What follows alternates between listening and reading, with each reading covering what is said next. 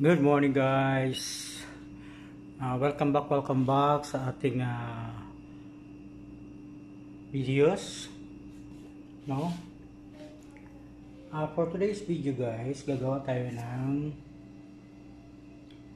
Turkish bread or feta bread. So, the same din ang ingredients nito sa yung tinatawag na kubos or feta bread. So ito gagawa tayo ng Turkish bread.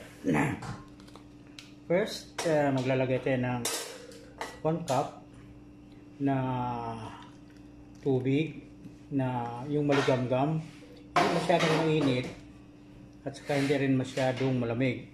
Tamang-tama lang at para hindi po mamatay yung yeast natin. Ayan. Lagay natin.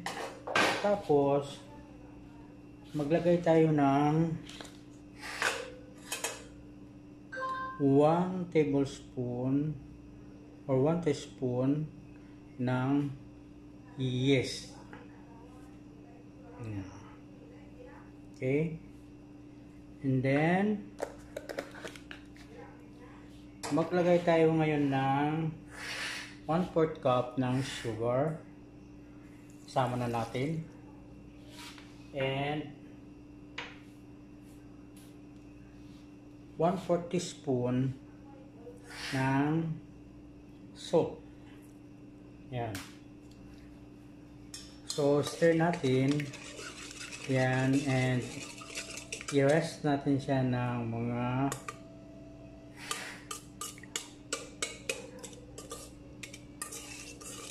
3 minutes. Yan, para mag bubbles yung ating yeast, no? Yan, at saka hanggang matunaw yung ating salt at saka sugar. Ito guys, gumawa na rin ako last week ata. So ito yung kinakain ko pag umaga. Kasi nakita ko to nung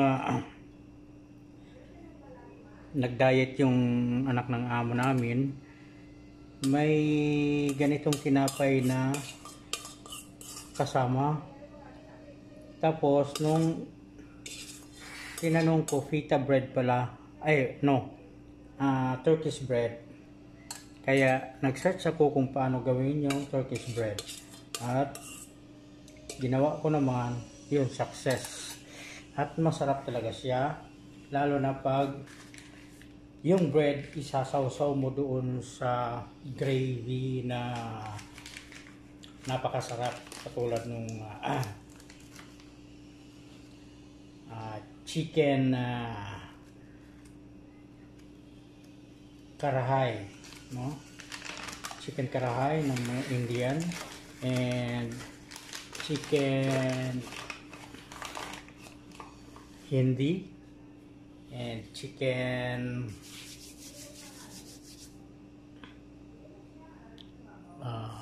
masala. Yan, sarap siya, no? So i-rest lang natin siya ng mga 2 to 3 minutes.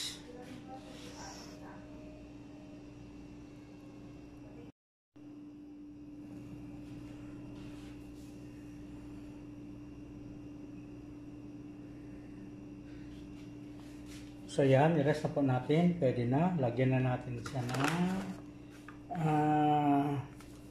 3 cups ng all-purpose flour.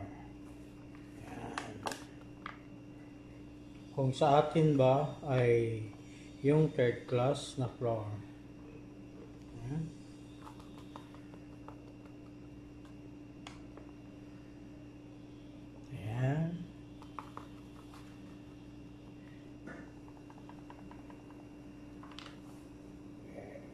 Yan.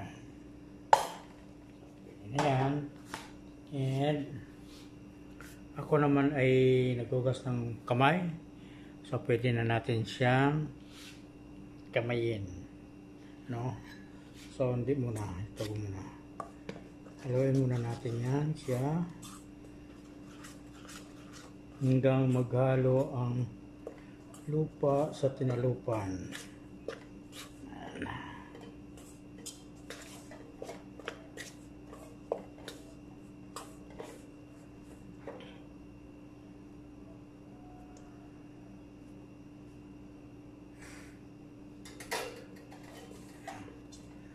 So guys, kung paghawak nyo ay medyo kulang ng tubig kasi may mga flour talaga na malakas mag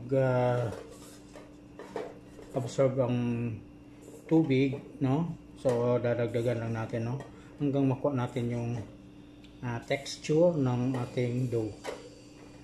Yan, dali, kulang ako ng konti.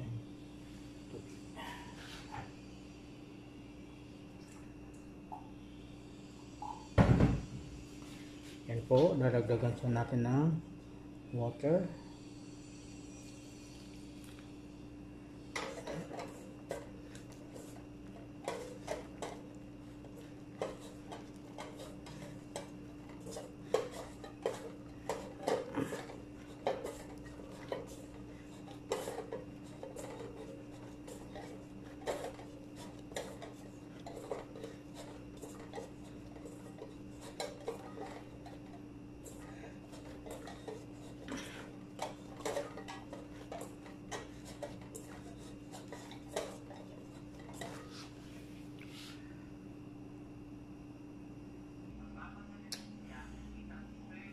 Okay guys, so after 30 minutes, so na-double na po yung dough natin. Yan. Ngayon,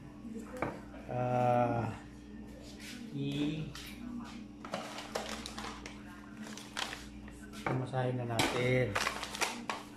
Saka, hati-hati natin. Before that, lagyan muna natin ng harina yung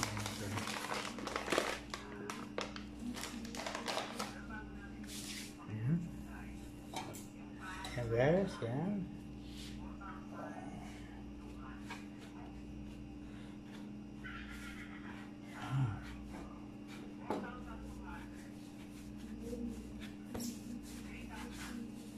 So makagawa tayo dito ng mga 12 or more than that.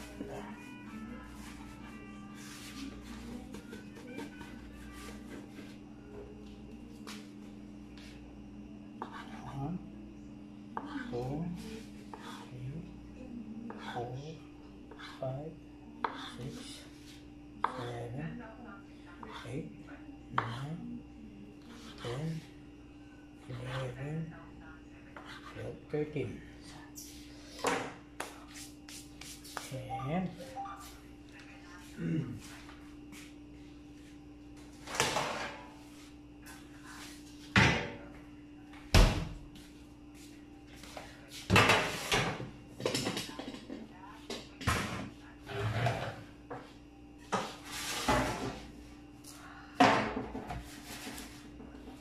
yan. So bilugin natin siya guys.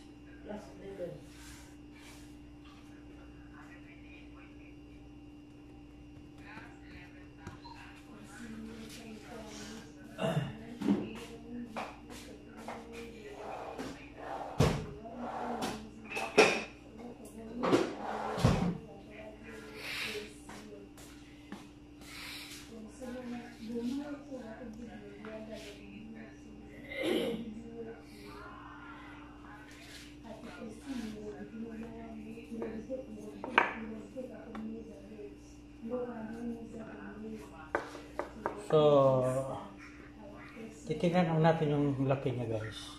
Hindi masyadong malaki, hindi rin masyadong maliit. Tama-tama lang. Kasi mag-expand pa yan.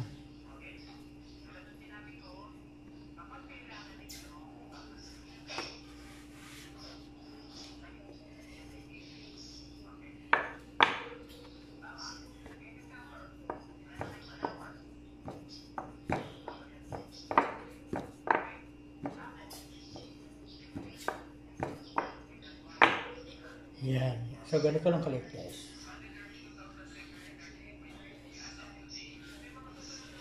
Okay, then repeat lang natin yung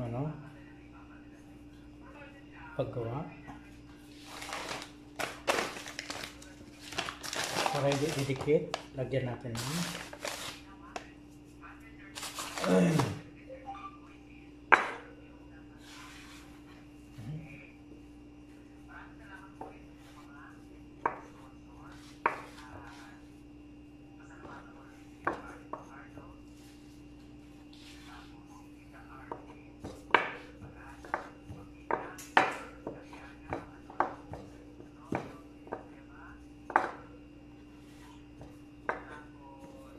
tsaka pwede na rin itong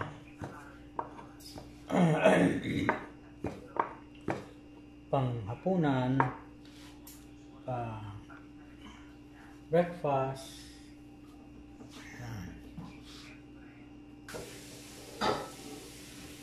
So, okay na guys, tapos na yan. So, ano lang natin ang tinidor, butas-butasan. Ayan. Yung iba, medyo pako po yung lalagay ko, no?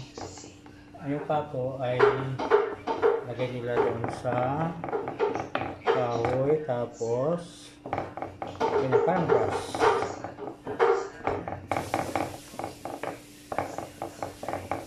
Nasa sa inyo yan kung paano nyo lulutuin. Ito sa akin, lalagyan ko lang siya ng mozzarella cheese sa ibabaw niya. Pag nag-iinit ako, ayan, pwede niyo rin lagyan ng binating yung egg yellow sa ibabaw niya para maganda yung tubo niya. And next guys, lulutuin na natin siya. Okay guys, sa pagluluto ng ating pita or Turkish bread, initin lang natin itong kawali. Itong flat iron or flat yung iron cast talaga siya. Flat siya na flat. So iinitin natin masyado, tapos na iluluhit natin, oh. Yan, pag mainit na, yan, mainit na. So, iluluhit natin siya guys. Para hindi po masunog yung ating dough. And nilagyan natin ng pinahiran lang pala. Hindi nilagyan, pinahiran ng isang patak na oil.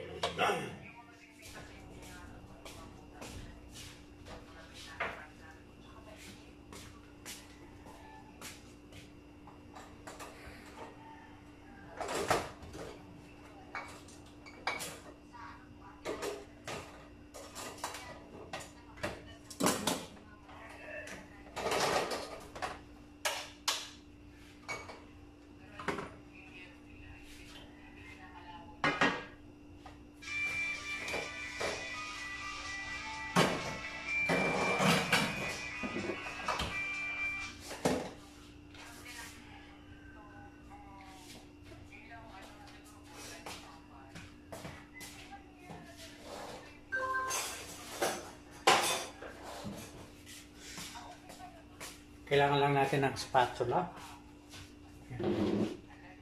Ito rubber. Ayan, lagyan natin siya. Ayan.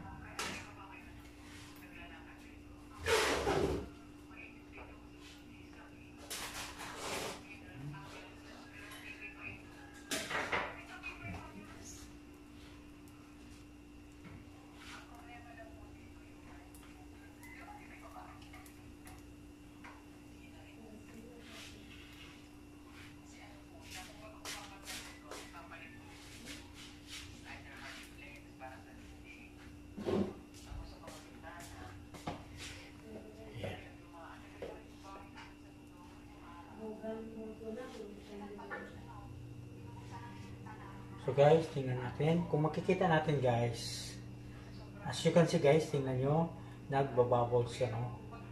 umaalsa po yung ating dough. Tingnan nyo. Yan.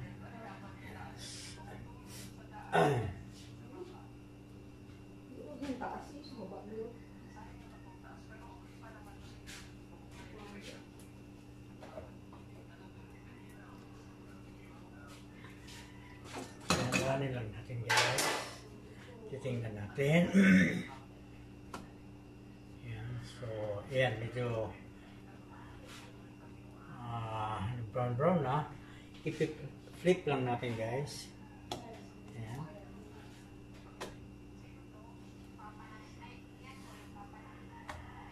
Okay. Ayan. Ayan. Ayan. So, pag kumakain kayo guys, nito, i-oven nyo lang, tapos lagyan nyo lang mozzarella cheese sa ibabaw, yeah. Or depende sa inyo kung ano ang ilagay nyo na pampalaman, or talagang ganito lang, tapos isasaw-saw siya sa mga gravy. So, ito rin yung pang ano guys, pwede rin to siyang pang wrap ng shawarma, no? So, medyo pag nagro-roll, kailangan malapad siya, no? Yung size niya malapad para kasya yung fillings ng shawarma. At masarap ito sa shawarma guys.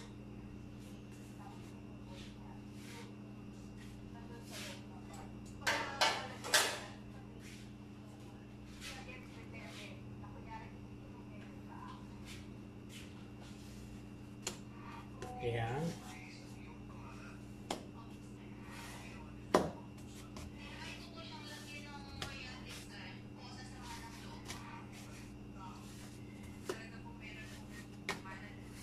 Ayan.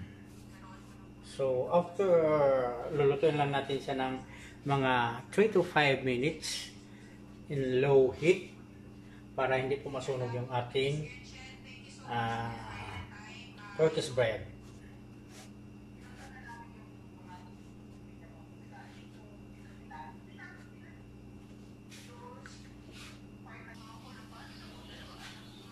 So guys, tingnan nyo, luto na siya. Papayaran lang natin siya ng olive oil sa ibabaw. I-brush lang natin siya ng olive oil. So luto na siya guys. Very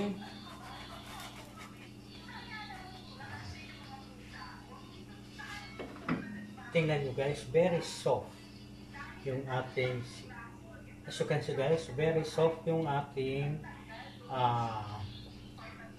finished product. So, i-ahonin na natin guys.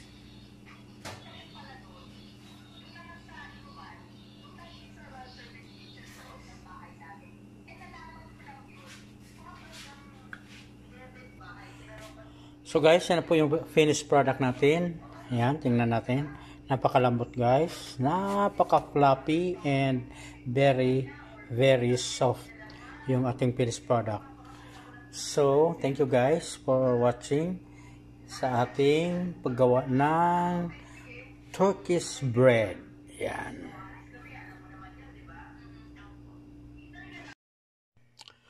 So guys, kain na tayo guys. So, ito pala yung ginawa ko kanina. Yung Turkish bread. Yan. So, napaka-floppy. And ito po yung sausawan natin na gravy. Nagluto po ako ng chicken feet. Yan po ay from Chef RB. No? From Chef RV Manabat. So, kung gusto nyo makita yung mga iba't ibang luto, pumunta kayo sa YouTube channel ni Chef RB Manabat. So ito po yung chicken feet at talagang usong-usong ito sa Hong Kong po, no? So panoorin nyo kung paano magluto nito. Di ko po na kunan ng video yung pagluluto ko nito, no? Kasi matagal na sana akong magluto nito, kaso wala akong makitang chicken feet sa market, no? So ito po yung sausawan niya, gravy. Tamang-tama to para sa mga yung kwapaw, siopaw, and what else? Yung mga dimsum, no? I-dip mo lang siya. Katulad ng ganito, yung tinapay, yan, no? At ang pagkain nito is i-dip mo siya, yan, gravy, at kainin mo, yan.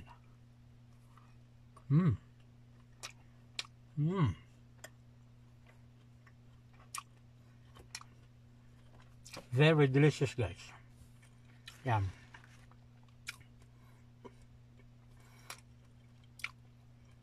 Well known sa Hong Kong tong chicken feet na luto na to. One of these days, magluluto ako ng ganito, no? At isi-share ko sa inyo, guys, kung paano magluto. Pero kung gusto niyo talaga matutunan, pumunta kayo doon sa YouTube channel ni Chef RV, no? At hanapin niyo doon yung chicken feet. Okay? Okay, guys.